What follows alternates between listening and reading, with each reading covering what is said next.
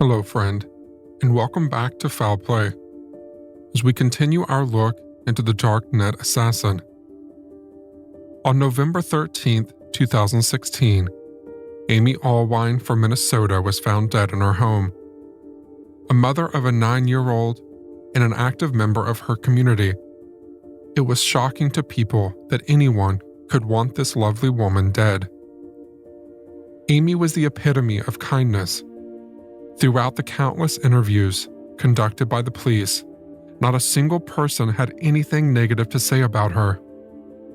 At 43 years old, Amy was married to Stephen Allwine, and together they lived in Minnesota with their 9-year-old son, Joe. Amy and Stephen were devout members of the United Church of God, and they took their faith to heart. The family adhered to the church's guidelines, choosing not to celebrate Christmas and Easter due to their pagan roots. They often traveled, spreading the word of God, and embarked on an annual spiritual journey each fall. They even created online videos demonstrating how to dance in a wholesome manner. Even so, Amy never imposed her beliefs on others. She was a dedicated dog trainer, operating her business from their home in Cottage Grove, and she was wholeheartedly devoted to her family, her faith, and her dogs. So when FBI agent Asher Silkey arrived at the Allwine residence in May 2016 to inform the family of a threat to Amy's life, they were shocked. Cottage Grove is a suburb in Minneapolis, and it has experienced its fair share of crime. They were only domestic or minor in nature, with only 2 murders in the last 4 years, and everything else being break-ins or parking lot altercations. The local police force was competent, and the suburb was generally safe. So when the FBI contacted the Cottage Grove police to inform them of a death threat made against one of their residents online, Detective McAllister knew this was no prank. If the FBI were involved, there would be some weight to the threat. So McAllister assigned Officer Terry Raymond to join Agent Silkey in visiting the Allwine residence. The following day, on June 1st, 2016, Amy and her husband Stephen went to the police station, and this would prove to be a turning point in Amy's life. Agent Silkey revealed that they had discovered evidence that someone had paid almost $13,000 to hire a hitman to murder Amy. Although the FBI suspected that the hitman was likely a scam and posed little risk to Amy, the fact remained that someone had spent a significant sum of money to have her killed and might still be seeking an alternative method to accomplish that goal. The website was Besa Mafia. What followed was a detailed account of the correspondence between Ura, the admin of the Murder for Hire website, and the mystery person who was calling the hit, username Dogdaygod. In this email exchange, Dogdaygod began with inquiring about converting cash to Bitcoin anonymously for a hit on Amy Allwine. Ura advised the use of Coinbase.com and localbitcoins.com and suggested having an alibi, like investing in an online gaming server for children. The conversation went on, with Dogdaygod providing details of the target and discussing pricing and method. They agreed on a hitman staging a car accident to make it look like a hit and run. Dogdaygod expressed concerns about trust and anonymity, and Ura assured them about the escrow process and online safety. Dogdaygod then paid $6,000 in Bitcoin and filled in the order form. Ura later informed Dogdaygod that the hitman would carry out the job between March 19th and 20th. The hitman planned to cause a car accident, to kill the target, and carry a gun, just in case the accident failed. Dogdaygod confirmed the target, Amy Allwine, would likely have a friend with her, but said that they didn't care about that person. When Amy was still alive and well on March 20th, Dogdaygod messaged Yura for an update. Yura explained that the hitman didn't have the opportunity to carry out the hit yet and suggested the alternative of using a sniper. Dogdaygod accepted this and told Yura they were all right with anything Yura suggested, as they would never be suspected of killing Amy. It's hard to imagine Amy's shock and fear as she learned about these messages at the police station. The accident and sniper plans had clearly failed, but Dogdaygod and Yura continued to communicate. They discussed alternative methods, including a hitman visiting Amy's home to shoot her and burn the house down. After multiple missed deadlines, Dogdaygod grew frustrated and requested a refund. Besa Mafia then claimed their site had been hacked and demanded 10 more bitcoins to prevent the release of Dogdaygod's information to the police. It's likely that Dogdaygod didn't comply, realising the whole operation might be a scam. That part wasn't entirely a lie. The Besa Mafia site had been hacked, and the hacker exposed information about thousands of clients who had paid for services that were never delivered. Besa Mafia would string clients along before feigning a hacking incident to extort more money. Elsewhere in the world, Chris Montero had discovered this treasure trove of incriminating data and reported it to the police. It was after this find that the police contacted Amy to warn her, because even if the site was a money-grabbing ploy, the users on the site were real and wanted the targets dead. The FBI and the local police took the matter seriously. In messages exchanged with Besa, Dogdaygod claimed Amy had an affair with their spouse, who subsequently left them. Dogdaygod accused Amy of ruining their life, stealing clients, and insisted on her death. Amy, however, vehemently denied having an affair and couldn't understand who would want to harm her. With no leads, Amy and her husband returned home, now frightened and increasing the security around their house. They installed a security camera and bought a handgun, which they both learned to use. Despite this incident, life went on for the Allwines. That was until late July, when Agent Silky received a call from a distraught Amy, who had received 2 anonymous emails. The first prompted her to check her junk folder. The second was a threat. It read, "I'm sending you this email because it looks like you already know about me. Here's what's going to happen since I cannot get to you. I will come after everything else that you love. I know about your son, your husband, and your business. And thanks to the internet, I see you have a mother and father in Woodbury, a brother in St. Paul, and a sister in Yardley, Pennsylvania." The email proceeds to detail methods of causing harm and ends with a chilling ultimatum. Commit suicide. 1 life to save 6 lives. Your family do not need you, but you can save them. Do not tell anyone about this email or this deal is off, and I will come after your family. It was clear that Dogdaygod was done waiting. If the Besa Mafia couldn't help, they would take matters into their own hands. Shaken, Amy contacted Agent Silky and confirmed the accuracy of most details in the email, except her sister's address. Despite her distress, the police can do little to help. They examine the family's electronic devices, but find nothing suspicious. Amy assured Agent Asher she would never commit suicide as her faith does not permit it. 3 months passed.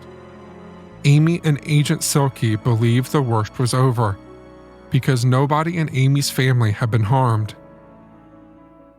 Maybe Dogdaygod had given up. Maybe it was a prank after all. Or they got scared and decided not to follow through. November the 13th, 2016. Stephen Allwine was working from home, which was normal for him as he worked in IT, and Amy was managing her dog training business. After having lunch together, Amy mentioned feeling unwell and went to bed. Later that afternoon, Amy's father Charles came over to install a dog door and took their son Joe with him to give Stephen some time alone to work. Around 5 p.m, Stephen left the house to pick up Joe, stopping for gas and grabbing a bite to eat. He texted Amy to see if she wanted anything, but got no response. Sometime later, when they arrived home, Joe found Amy on the floor. Stephen called 911 at around 7 p.m. on November the 13th. 911, what's the emergency, please? During the call, he told the operator that Amy appeared to have shot herself. First responder Sergeant Gwen Martin, who knew Amy from a recent Citizens Police Academy course, was shocked by the news and reluctant to believe it was suicide. Detective Randy McAllister arrived at the scene, initially puzzled by the circumstances. The investigation began. The first red flag to McAllister was how the dinner was still cooking, and he asked why someone planning suicide would bother preparing a meal. He also noticed inconsistencies at the scene. The gun was by Amy's left elbow, even though she was right-handed, and the bullet casing was by her right leg. Blood patterns suggested Amy had been moved after her death, and luminol testing revealed a large blood pool in the hallway that had been cleared up. This was clearly not self-inflicted. While the police continued to investigate, Stephen stood outside with their son, making calls to family members and informing them of the tragedy. Amy's parents rushed to the scene, along with the family pastor, Brian Shaw. Stephen handed over both their mobile phones, complied with providing DNA samples, and was tested for gunshot residue. When the neighbors were questioned, they reported seeing a car and a pickup truck speed down the road between 5 and 5:30 p.m., which was around the time Stephen had left to pick up Joe. A training class happening in the Allwine's barn also mentioned hearing 2 cars screeching away around the same time. The investigation into Amy's mysterious death continued, with more questions coming up than answers. An autopsy was conducted the following day, and the medical examiner concluded that Amy had been shot in the right side of her head, above her ear, at close range. The gunshot wound was consistent with a self-inflicted injury, but the placement of the weapon and the blood evidence just didn't make sense with the suicide theory. The medical examiner officially ruled Amy's death as undetermined. Meanwhile, the FBI continued looking into Besa Mafia. With no other leads now, this was their best bet, and it turned out Dogdaygod had been active on the site quite recently. They even found the same username on Dream Marketplace, a notorious online market dealing in illegal goods. Just a few days prior, Dogdaygod inquired if anyone knew of a seller offering scopolamine. Scopolamine is a prescription drug for motion sickness, usually administered in small doses via a patch. In large amounts, scopolamine can be fatal and render individuals highly suggestible. Despite being cautioned about its potentially lethal effects and responses on Dream Marketplace, Dogdaygod was provided with a seller's name. Learning this, the police promptly requested the medical examiner test Amy for scopolamine. It turned out that Amy had 40 times the recommended dose in her system at the time of her death. At this point, the likelihood of Dogdaygod not being involved seemed slim. Whoever this person was, they were constantly in close contact with Amy, enough to poison her with lethal amounts of scopolamine. The police started to investigate the Allwine's personal lives, financial records, and any possible enemies they might have. Detective McAllister delved into Stephen's digital footprint, discovering that he'd been using the dark web. It was Dream Marketplace, and he was trying to procure scopolamine. As the detective went in deeper, he found a whole new side to Stephen and the second life he led. He had been having affairs using Ashley Madison, an online dating website notorious for encouraging married men and women to cheat. As the investigation progressed, Stephen became the prime suspect in Amy's death. The evidence against him included the dark web drug purchases, his extramarital affairs, and the suspicious circumstances surrounding Amy's death. But before the police could confront Stephen with these findings, Stephen confessed. A few weeks after the investigation into Amy's murder, Stephen arrived at the police station, accompanied by his attorney and pastor, and he asked the pastor to wait outside. Unprompted, he confessed to engaging in an extramarital affair for several months before it ended in February 2016. He met the woman, Michelle, on Ashley Madison, and Michelle was aware of Amy, the threats against her, and where the couple lived. The revelation of Stephen's affair was surprising, as their faith strictly prohibited such behavior. Stephen held positions as deacon and church elder, and if the affair were discovered, he would be removed from his post. The church viewed marriage as a lifelong commitment and did not permit divorce.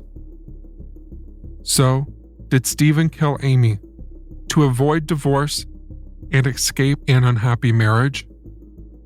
Stephen claimed he did not want the church to learn of his affair or Amy's suicide. When asked if he killed Amy, Stephen denied it and claimed he didn't clean up the blood in the hallway. He even insisted he had never accessed the dark web, and as an IT expert, he found it hard to believe the police could not trace the threatening emails Amy received. Stephen suggested Kristen, a colleague of Amy's, who might have had the knowledge to access the dark web, as a potential suspect. Kristen, they soon learned, was out of state when Amy died and had an airtight alibi. It also turned out that the friend who Dogdaygod said would be with Amy during the first hit was Kristen. As suspicions about Stephen grew, the police found themselves with little concrete evidence, mostly circumstantial. They persisted, looking through all FBI files on Dogdaygod and pursuing their investigation. An officer at the local station remembered a previous report of a Bitcoin-related fraud.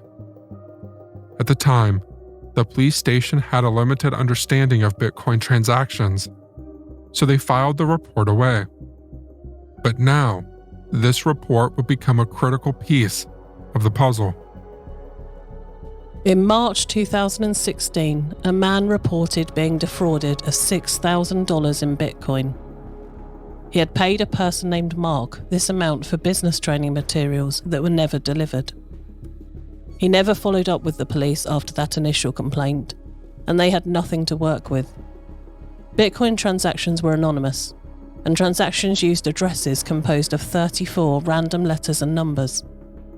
While it was feasible to determine where Bitcoin had been sent, there was no way to know who owned the addresses. The man who filed the police report in March 2016 was none other than Stephen Allwine. What were the odds that Stephen Allwine was scammed out of the same amount as Dogdaygod just days after a failed hit? The police increasingly suspected Stephen to be Dogdaygod. They seized 66 devices belonging to the Allwines and began searching for any information that could link Dogdaygod's identity to Stephen. Stephen had previously told the police he had never heard of the dark web until the FBI visited them in May. However, they discovered internet history searches for the Tor network, which is a requirement for those who want to access the dark web, along with instructions for installing Tor on an Acer computer, although no Acer computer was ever found in the house. The police also never found any record of communications or transactions between Stephen and Mark, which was suspicious. If the transaction was purely business, why would Stephen go through the trouble of hiding it? On Stephen's MacBook Pro, the police uncovered a wealth of information from a profile called Allwine. First, Allwine had searched for Bitcoin exchanges shortly after Dogdaygod's first message to Besa. It then reviewed the dates and times of the K9 Nosework event in Moline, which Amy was scheduled to attend with Kristen, just before Dogdaygod emailed the details to Besa Mafia. Allwine then uploaded a photo of Amy to the family website moments before Dogdaygod sent a link to the same photo to Besa Mafia. Next, the profile looked up a $700,000 life insurance policy on Amy Allwine, with Stephen Allwine as the beneficiary. Allwine searched and obtained details of Amy's family members, including the incorrect Pennsylvania address for Amy's sister, and forensics were able to prove that the MacBook was used to access an anonymous email service. In addition to that, police found emails between Stephen and an escort named Rita, negotiating the price for a night of intimacy. Although this was damning information, pointing to Stephen as Dogdaygod, it didn't conclusively prove his guilt. If the attorney was skilled enough, they could explain all of this away as purely coincidental. If the police could prove that Stephen was indeed Dogdaygod and that he had wanted his wife dead, they could secure a conviction with the evidence they had. Investigators sifted through computer and device backups, searching for anything concrete linking Dogdaygod to Stephen Allwine, and eventually, they found a backup of Stephen's iPhone containing a note with a single line of letters and numbers. It was a wallet address holding the same amount of Bitcoin Besa Mafia had asked for the hit on Amy. The characters matched the ones Dogdaygod had sent to Besa Mafia. The note was created 20 seconds before Dogdaygod sent the same Bitcoin address to Besa, after which the note was deleted. Someone had used Stephen Allwine's phone to copy the address and paste it into the email to Besa Mafia. Bitcoin addresses are unique, so there was simply no way to explain this other than stating the obvious. Stephen Allwine was Dogdaygod. Join us next time on Foul Play, where we will learn about the operations of the Besa Mafia, how Chris Montiero exposed the website, and Stephen Allwine's connection to the murder of Amy Allwine. In Episode 3 of our Darknet Assassin series, we will also continue to unravel the twisted threads of this tragic story and seek answers to the questions that remain unanswered.